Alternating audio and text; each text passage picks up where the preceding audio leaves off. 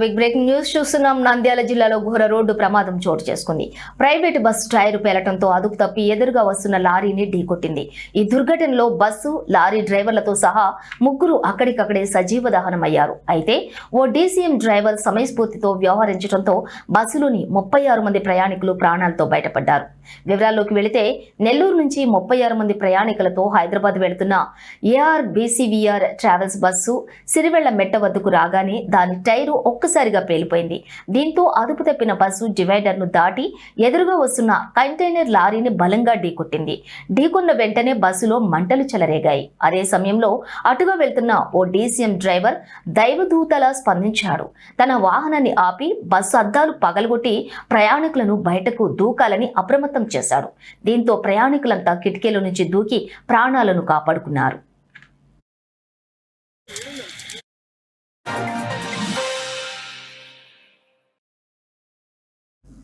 ఇక ఈ క్రమంలో 10 మందికి పైగా ప్రయాణికులకు స్వల్ప గాయాలయ్యాయి.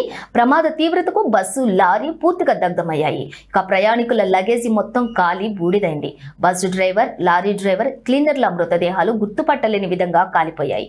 సమాచారం అందుకున్న పోలీసులు వెంటనే ఘటనా స్థలానికి చేరుకుని సహాయక చర్యలు చేపట్టారు. గాయపడిన వారిని నంద్యాల ప్రభుత్వ ఆసుపత్రికి తరలించారు. ఈ ఘటనపై కేసు నమోదు చేసుకుని దర్యాప్తు చేస్తున్నారు. కాగా డీసీఎం డ్రైవర్ సకాలంలో స్పందించడంతో పెను ప్రమాదం తప్పిందని, లేదంటే మృతుల సంఖ్య భారీగా ఉండేదని అధికారులు, ప్రయాణికులు చెబుతున్నారు.